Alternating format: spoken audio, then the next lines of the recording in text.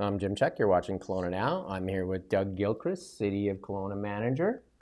Good afternoon. How are you doing? I'm doing excellent, thanks. We're doing this catch-up every 2 months, and it's been 2 months. That's great. Beautiful weather out there. If we look in the background there, it's a live shot. City of Kelowna looking very beautiful, but a little nippy though, right? A little chilly. A little chilly. Bustling city behind us. Bustling city. Traffic's moving. Hey, there you go. It's all of our efforts around traffic improvements. Traffic and housing. Let's start with housing. Sure. We saw a graph just recently. Occupancy way up, and that's a lot of those projects actually coming, like where they're getting the keys to move in, a lot of the rental properties, but building permits way down.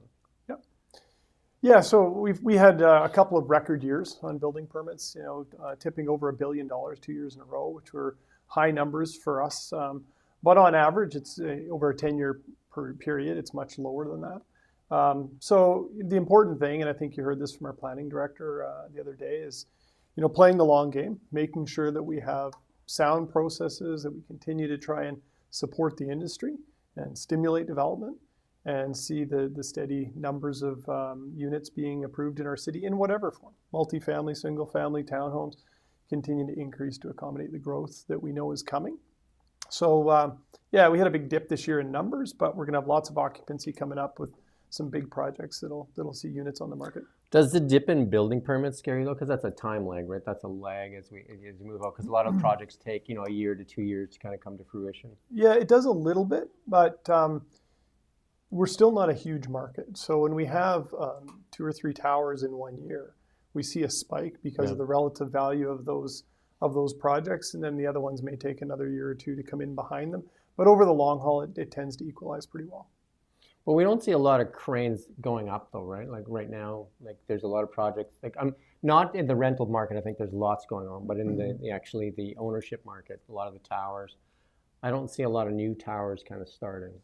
Yeah, it is. We are going through a cycle for sure with the kind of, I'll call it political or market instability out there that's happening. We haven't seen that volatility in quite a while. So that does impact the bigger projects that require deeper financing, like towers. But at the same time, we are seeing quite a lot of the 4-story and 6-story form come in the door.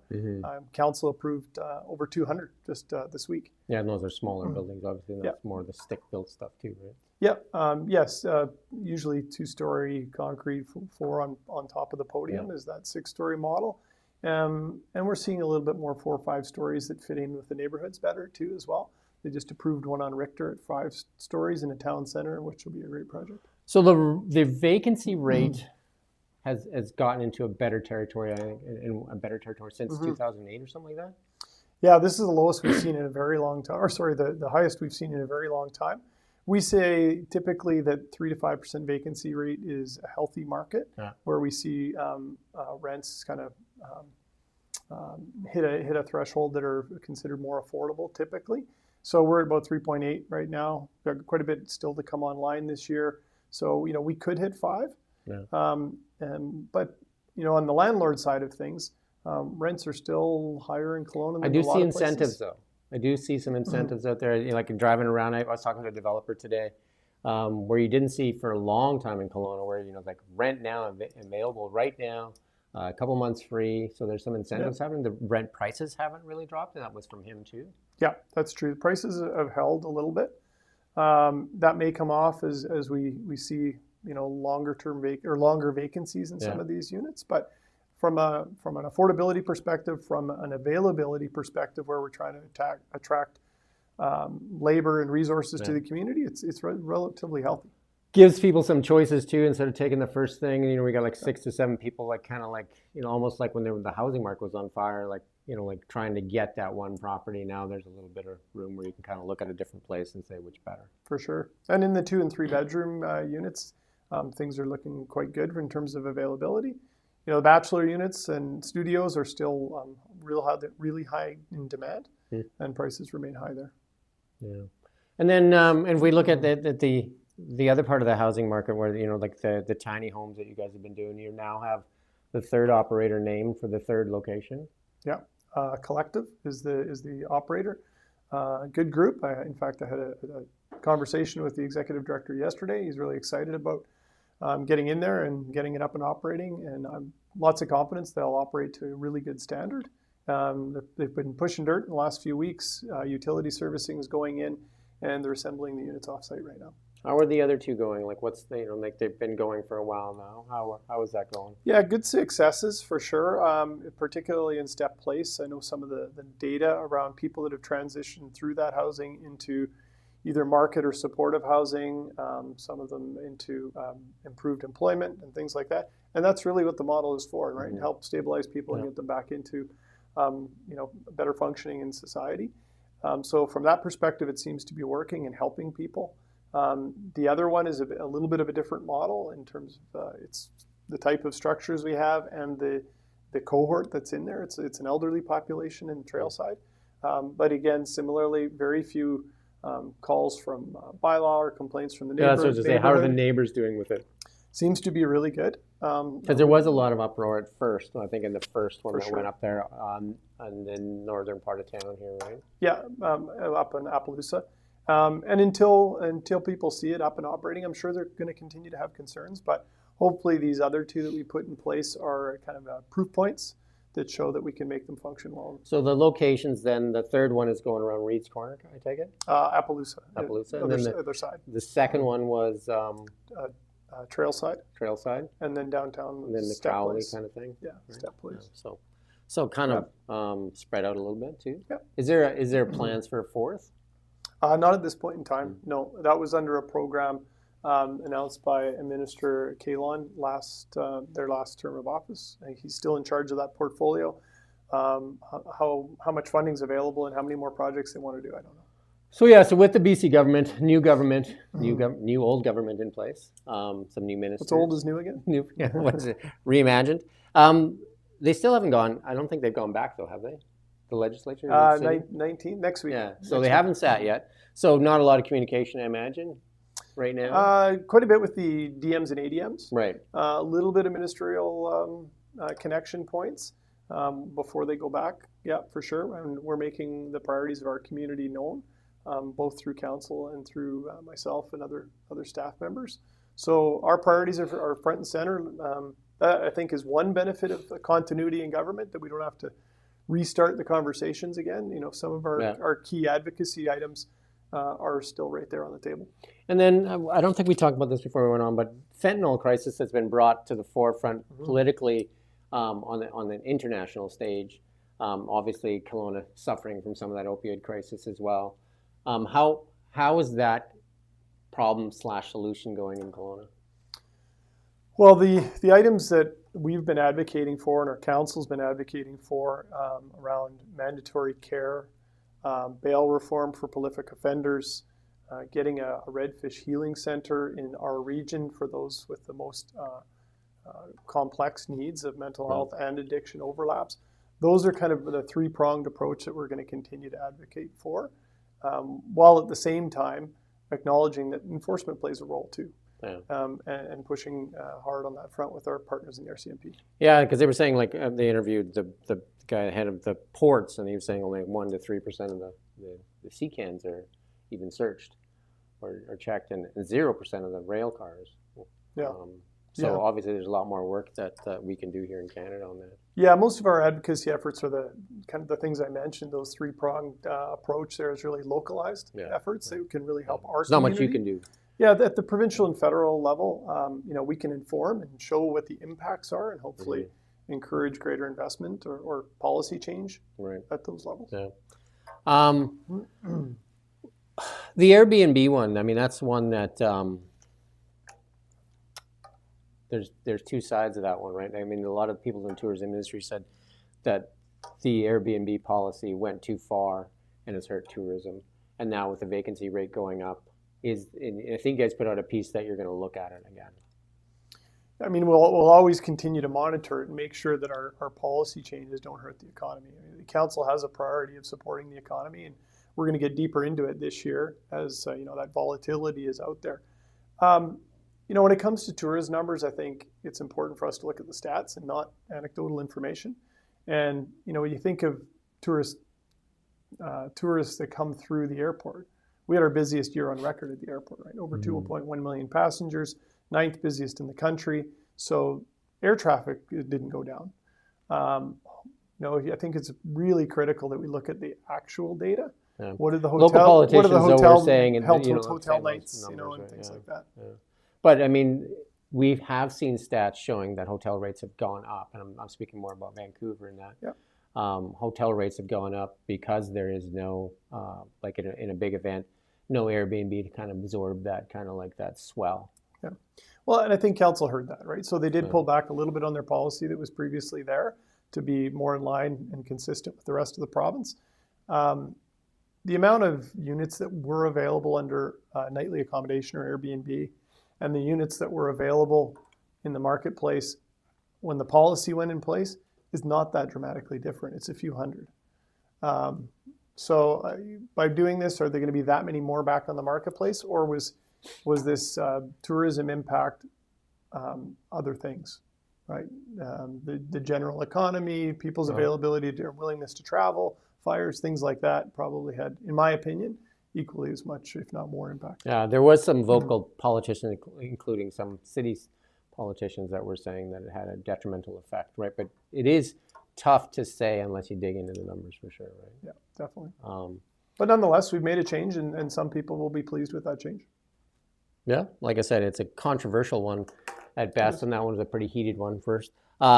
Immigration, I would think, played a bigger role in the housing crisis than when the government pointed the finger at the Airbnb as the culprit in that, when we had, like extremely high immigration in the past year, right? So obviously there's housing needs for people, right?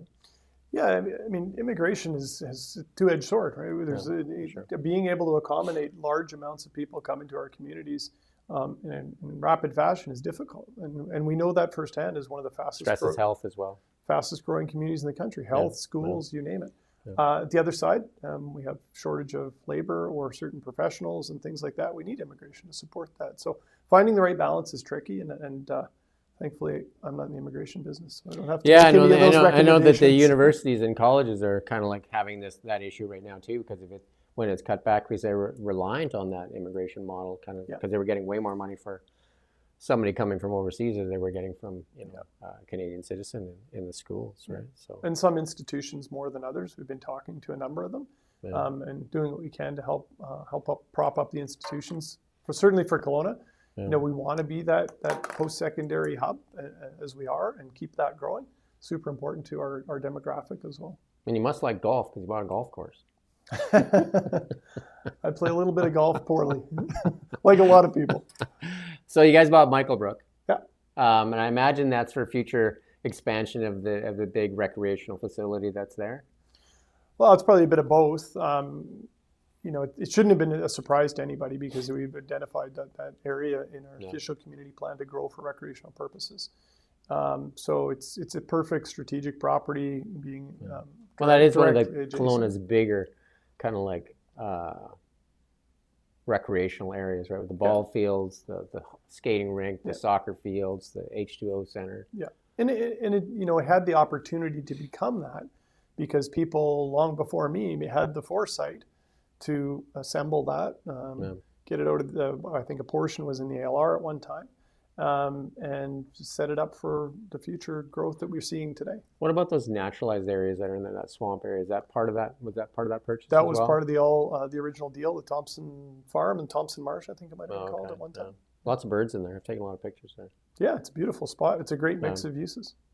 Yeah, and then I guess like you were saying earlier that the construction, before we went on, construction season is about to begin, and that's a lot of road construction, a lot of sewer construction still going on.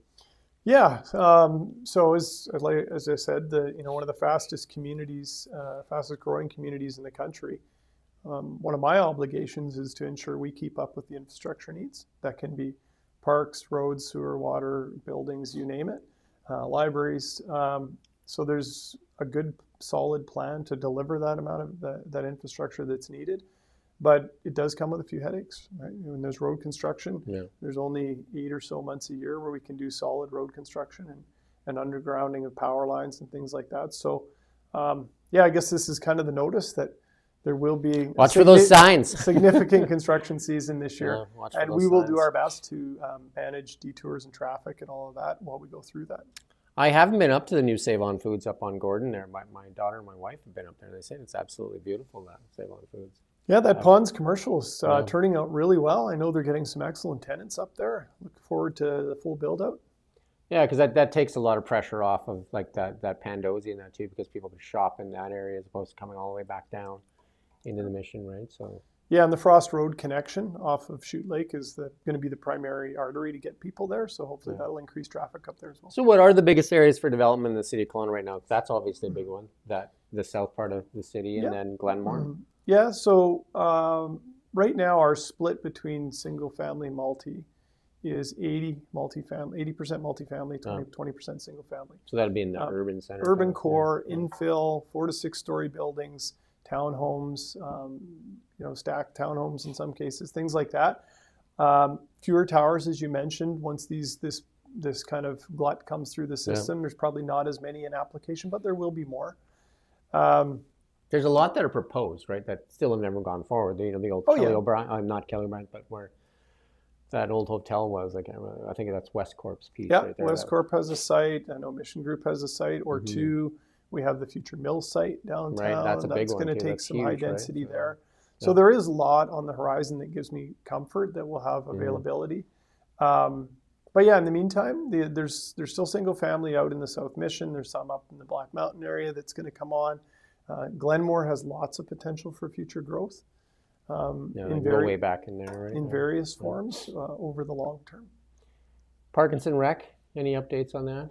Yeah, exciting, really exciting. This is our biggest capital undertaking we've done ever. The whole Building Stronger Kelowna, which is not just Parkinson, but a number of other facilities. We will be in the ground this spring after much debate and planning and design and funding and everything else.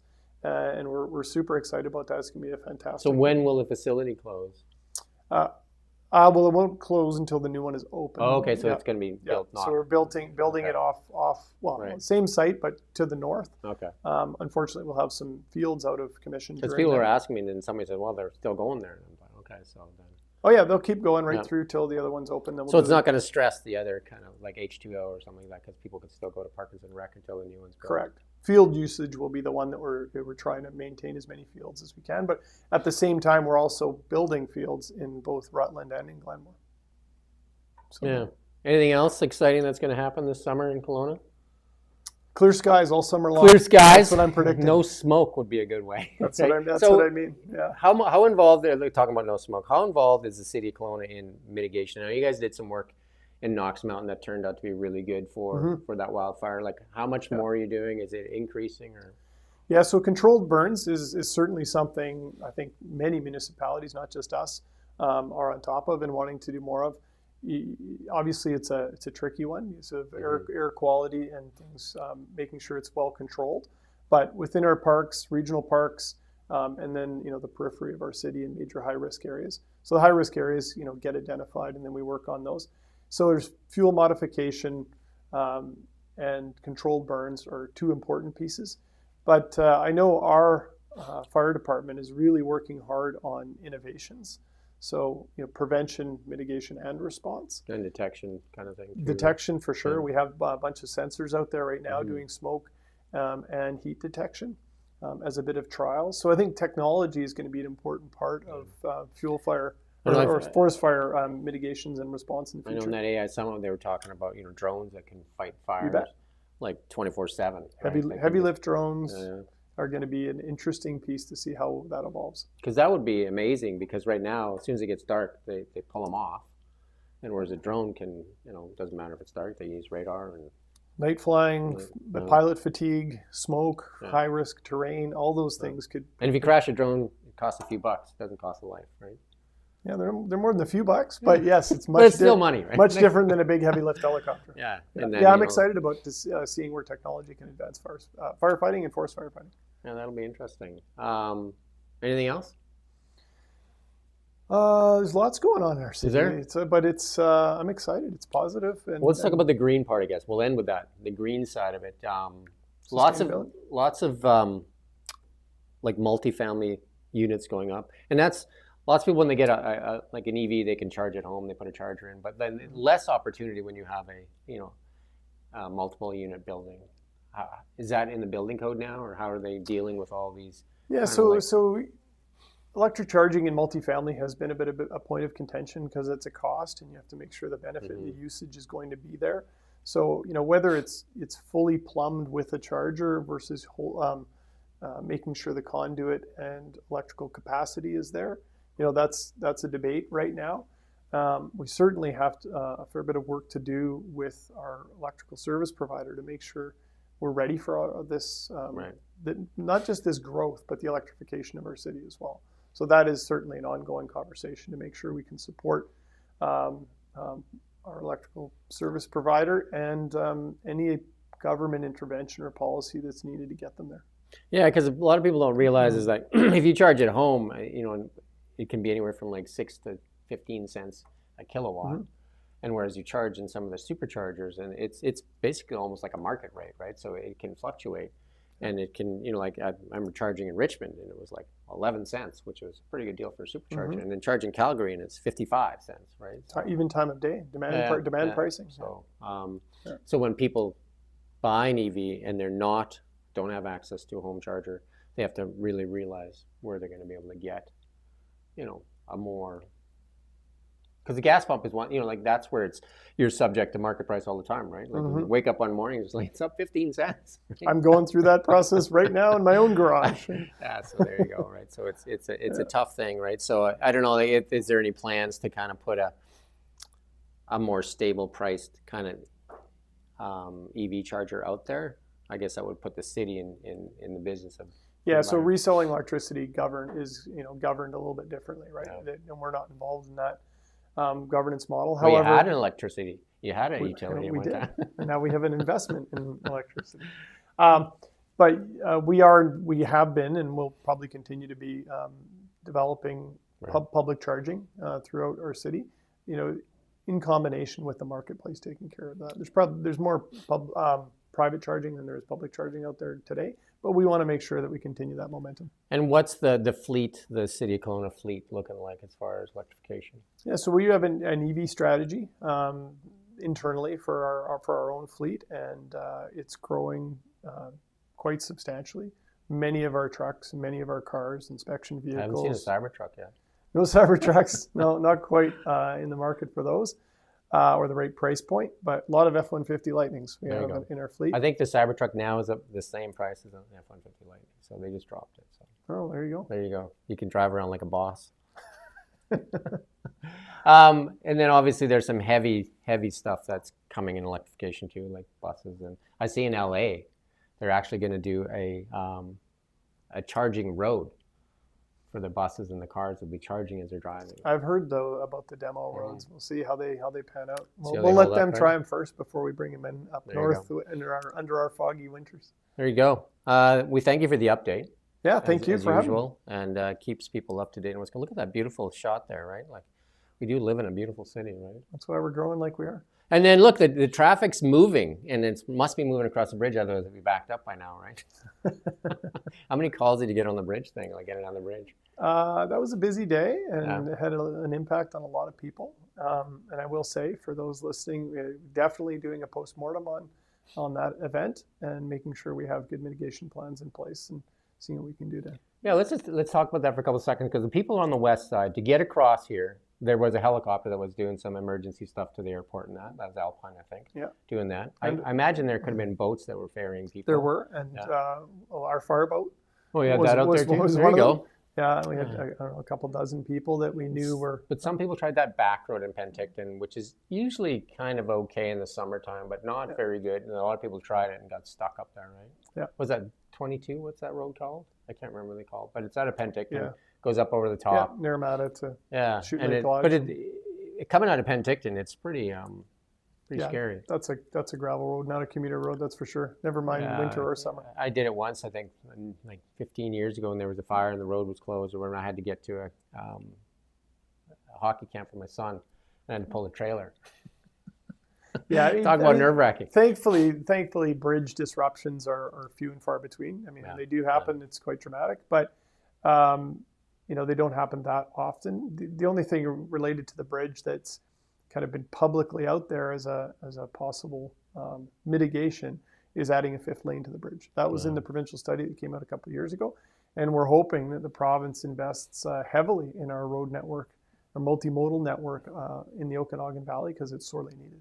I mean, that's the only time I can remember ever somebody doing something like that would shut the bridge down like that, right? Because if it's an accident, you usually have the other lanes going too, right? And it's obviously a safety reason. And the other reason the big delay is because we had to get the team out of the bomb squad out of Vancouver, and they have to drive here right? In the winter to make things even worse, right? Yeah, and we are taking a look at that. I mean, the events that we have to call that team up here. Again, they're few and far between, maybe like 6 or 7 in the last 10 years. Now, we've had a couple in the last year, but I don't see that trajectory increasing dramatically. So we're looking at options about perhaps having equipment here or some other specialized expertise.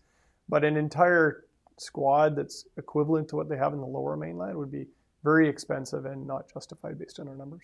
And there were some alternatives. They were long, though. I mean, you can go to Osoyoos and come back around Rock Creek and then come back up through Beaverdale and come down through Big White. So I was just thinking. Or Vernon, the other way. Yeah, the Vernon. You could do, there's a couple different ways if you absolutely had to get there. Anyway. Thank you for coming in. Thank you for having me. And we thank you for watching Kelowna Now. Just report the news. We live here too. We're your neighbors, bringing you stories that matter to all of us. No government funding, no outside influence.